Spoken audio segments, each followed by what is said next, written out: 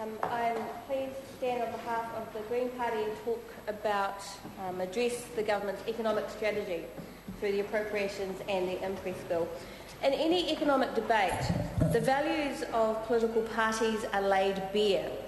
Politics and economics are about the allocation of resources, the decisions that politicians make, and the values that are triggered by those decisions determine who will benefit from the country's economy and who will not.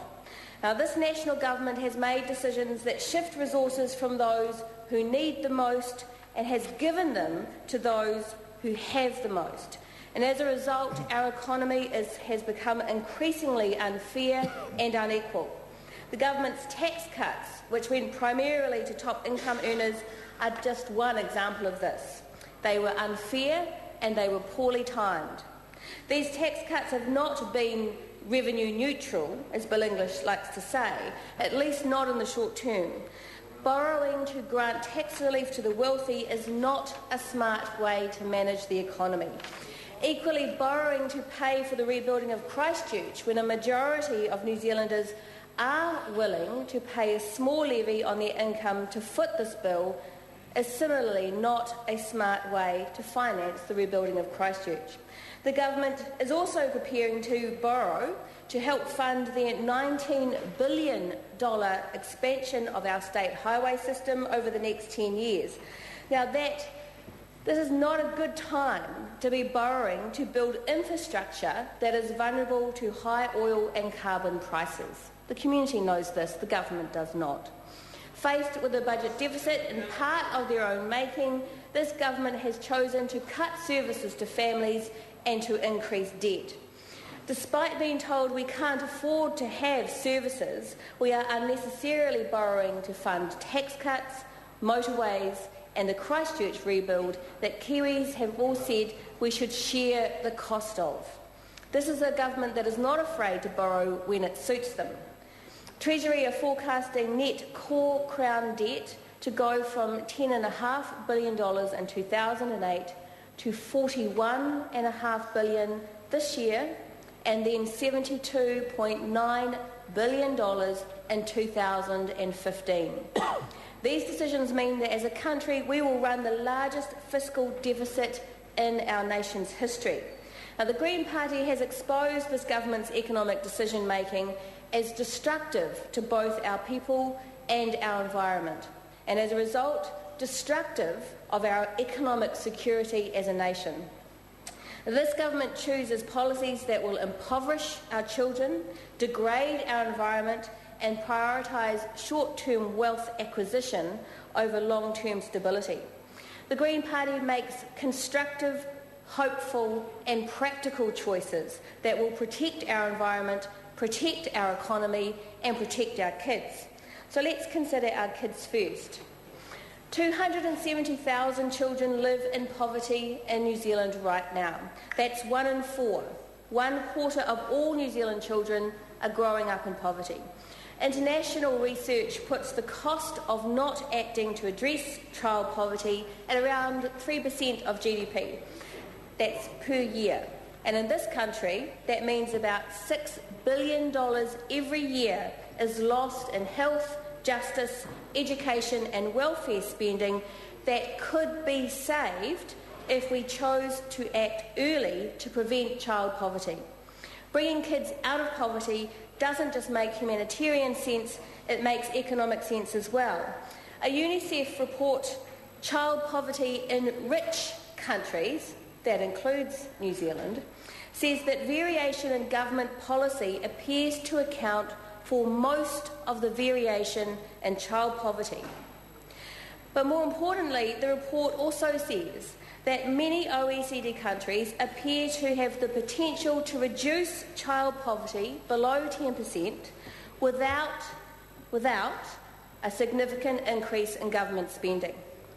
The economic argument for investing in our kids does not require a huge amount of government expenditure. It requires better prioritisation of existing government spending and more compassionate decision-making, economic decisions, that look beyond the short term and the next election. The Green Party solutions for bringing 100,000 children out of poverty are affordable and practical. One of our solutions is to make working for families fairer. Now, working for families helps low-income families make ends meet, but it doesn't provide the same help to the kids whose parents receive a benefit.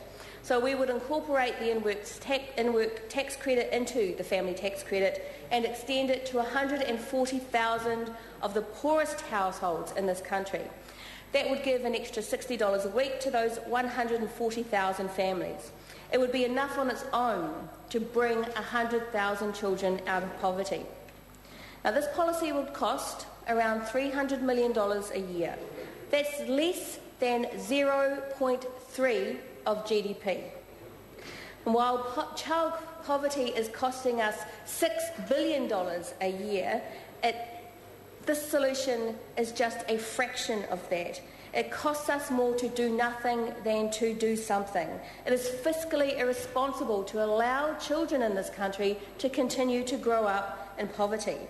But this government has other priorities than children. Instead of addressing child poverty, National is allocating $1.4 billion in this year's budget to subsidise pollution under their emissions trading scheme. Instead of helping our most vulnerable children, National is spending money on unnecessary holiday highways. For just a fraction of the cost, thousands of children could be brought out of poverty. Thousands of children could be provided the opportunities that the National Party says they are entitled to, but the National Party refuses to support. This government has made life tougher for those on low incomes. High rates of inflation and increases to GST means that the lowest incomes have less for the basics. So 275,000 New Zealanders work for minimum wage, and many of them take care of dependent children. For every 5 children living in poverty, 2 are in households that work. For every 5, 2 are living in households and work. Finding a job is not a panacea to ending child poverty, at least while wages remain so low. It is impossible to make ends meet on the minimum wage. So the Green Party would raise the minimum wage to $15 an hour immediately to help working parents provide the basics for their kids. Again, that's worth about $60 extra a week for someone working full-time on the minimum wage.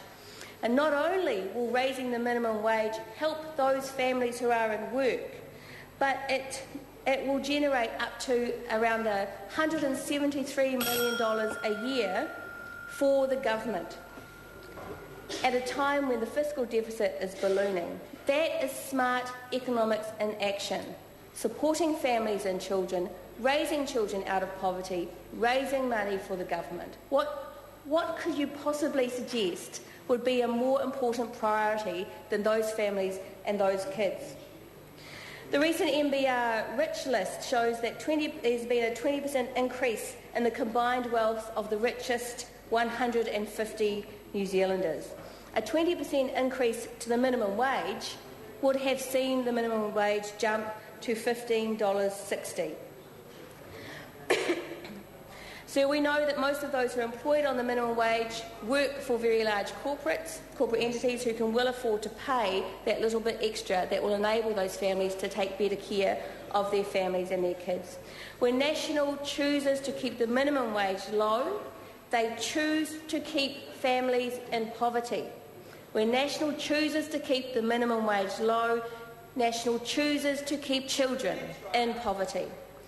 The Greens have the courage to look at revenue-raising options, which this national government has failed to consider out of weakness, to ensure that we can continue to live within our means in this country. Economic and fiscal sustainability is an integral part of the Green vision for a sustainable economy that is fair. We would reprioritise government spending towards those who need it the most while reducing debt. We would raise a comprehensive tax on capital gains, excluding the family home, which in time would raise some $4.5 billion a year and close the single biggest remaining tax loophole in our tax system. We will put a fair price on carbon and water, dismantling some of the last government subsidies paid out to polluters and industrial farmers. A clean, green economy that works for everyone, including our most vulnerable, is a better and fairer alternative than this government's irresponsible fiscal approach. Thank you, Mr Speaker. Chris Tremaine. Thank you, Mr Speaker. I rise to